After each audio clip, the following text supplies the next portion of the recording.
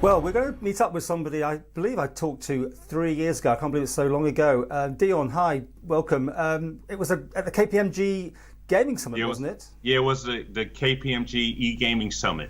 And it was 3 years ago. Now, it's about gambling, but it's actually, well, it's all very techy. It's way above what I understand. But you've created a virtual world to help addiction to gambling? Yeah, help treat addiction to gambling. Over to you. Well, I mean, if I can kind of highlight, I've been dealing with virtual world technologies now for the last 15 years. And I've been following a line of thought that soon people will be walking through the web versus point and click. I think when I met you, I was talking about the film Avatar, and many people have seen that film. And the thought is that soon you will be able to do that to the web, engage using avatars. And following on from that, I've been around now to about 8 countries talking about our first use case of that technology. And that is in the helping to deal with gambling disorder, addiction. And it all started literally 2.5 years ago when the question was asked, why can't we get on top of addiction problems and actually other forms of mental health problems? And that's because on the whole, people have been demonized over that condition. Give an example. I think one of the things you said to me at that time, what is a Brooklyn person doing in the Isle of Man from the US? But the island is small. And so imagine a personality like yourself. Let's say you had some addiction. It doesn't necessarily have to be gambling or whatever. If there's one red door in Douglas for the treatment of that addiction, the question is, would you walk through that door? The probability is no, because someone may see a personality such as yourself, and then it'll be spread all over the island. Oh, Paul has an addiction problem. So you won't go. That is generally the problem in most mental health conditions. So we came up with the idea, well, if that's the case, well, what is it that we do here at Habet Addiction Healthcare Limited? We build virtual worlds. Our whole technology is creating a safe environment where people can interact. So we literally set our development team into doing that. So what we actually have is, here's a quick scenario. So Paul all of a sudden finds out about this thing called Habet. It's called Habet, Habet, a virtual world and an infrastructure network for dealing with addiction where you are anonymous. So what we do, Paul, is we convert you to an avatar or a persona. In the environment, your name is not Paul. If you choose it not to be, it can be Fred. But we then immerse you inside. We've literally built a virtual island. It literally is an island. We have our own training academy built in. We have our own research centers. It literally is a fully immersive world. We've taken game engine technologies, but applied it in a healthcare scenario. So you are now immersed. The idea is that we then bring support into that environment. So therefore, if you want to speak to a counselor, we literally have counselors who also have virtual practices in the environment that you now can interact with that counselor on a one-to-one basis, anywhere, anytime, any device. The counselor has a contract with you that your data and your information is only between your therapist and yourself.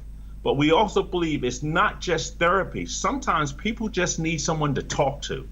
So imagine creating a virtual world where other like-minded people are in that world. We've got forests, we built deserts, we built entire spaces where you can immerse yourself. We have sound therapies that you can walk through a particular beach scene or a forest and you hear all the bird sounds, and all of them are designed at frequencies that calms your spirit just by being in there, immersing yourselves.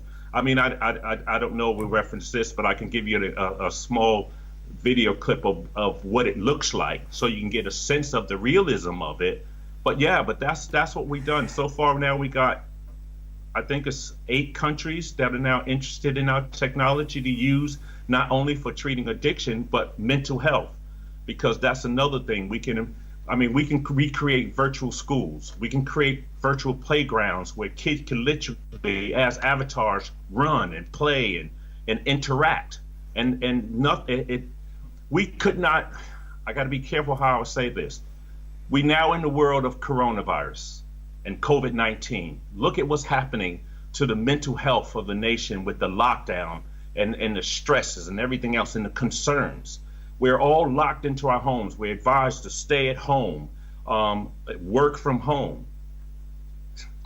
It takes a disciplined person to do that at the best of times, let alone under distress. So what we've done is, again, taken our technology and said, okay, how can we help here? So we're currently in the process of literally doing that. We're designing virtual parks where children be able to go in and interact and play. We can create activities that their avatars can interact with. So that's what we're now doing inside of space. We've been here before. I mean, a few years ago, it was all the thing, wasn't it? This virtual world, and even news broadcasters like Sky were trying to have interaction in those things. It seemed to become a fad and then disappeared. Was that model wrong? Is yours better? Well, what happened is like anything else. People now are so technical savvy, but we don't have patience. So if a new technology comes in, if we don't click into it straight away, oh, that's rubbish, and off you go. But there's never been a technology that links the physical space with the virtual space like virtual worlds. Everyone's seen that film Avatar, that form of interaction. There's a time, and I feel that virtual world technologies were ahead of their time. But let's bring it now, COVID-19.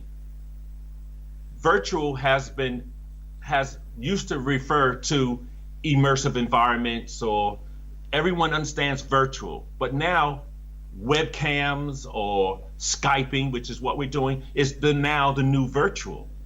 But that's not virtual. Immersive is what virtual worlds are. If you look at the percentage of people that are interacting with games, Fortnite, World of Warcraft, look how immersive these environments are. That is also probably one of the concerns, that these games are so immersive that people stay in them. They're addictive. So the technology has changed. Don't come off these things. They literally live their lives, I think, in there. Exactly. However, sometimes it's going to take technology to fight technology. So we've taken that base technology and put it inside of a healthcare product, stripping out all the elf ears and all of that stuff. But if you take the fact that I can interact with you virtually, you are in your studio, I'm here, we're doing it over Skype. But imagine if I could sit next to you virtually, not as little wee characters running around. I'm talking about lifelike characters, but used in that context. Look at the power of immersive, interactive engagement. You change the game, and virtual worlds can actually do that. You're selling it to me well here, Dion. If people want more information, which website, and what's the cost of this sort of thing as well? Well, this is something that we're working out now. The website is www.habetonline.com.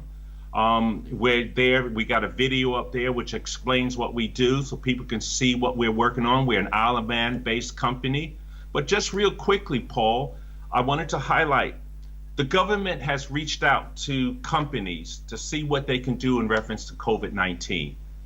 And again, we are technology companies sitting inside of healthcare.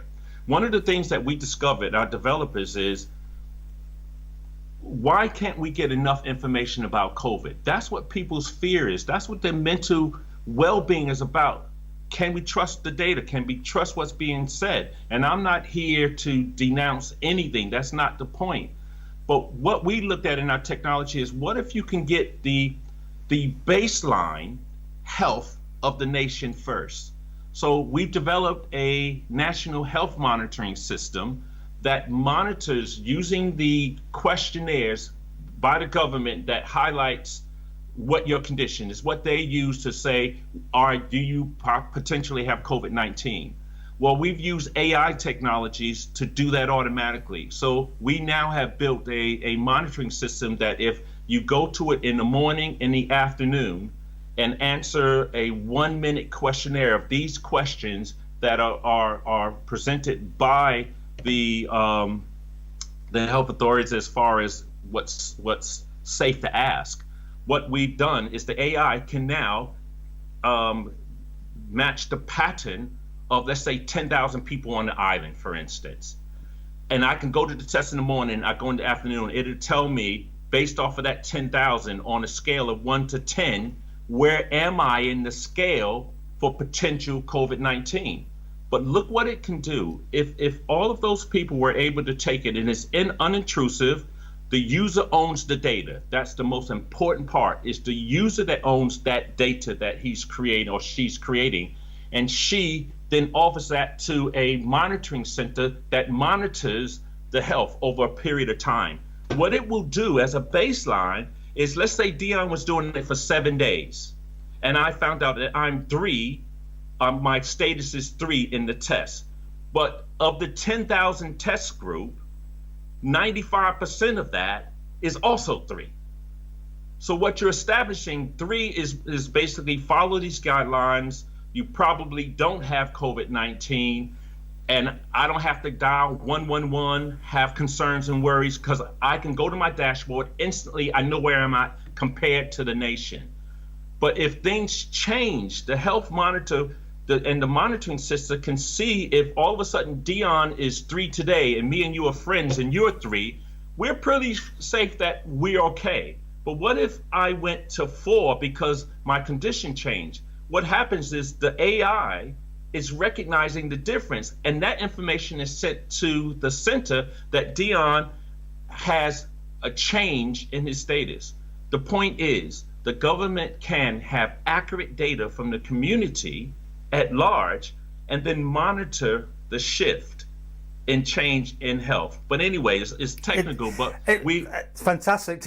I mean, yeah, there's so much in there. But so much. We're getting ready to potentially roll that out as far as a test here on the island. Please come back and talk to us again sometime. I mean, obviously, this is the times when people are looking for inspiration and solutions.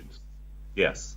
No problem, Paul. Thank you very much for your time. And like I said, if you just go to habetonline.com, you can see the beginning basis of it, and obviously just get in communication with us, and we can share more exciting stuff we're doing here on the island.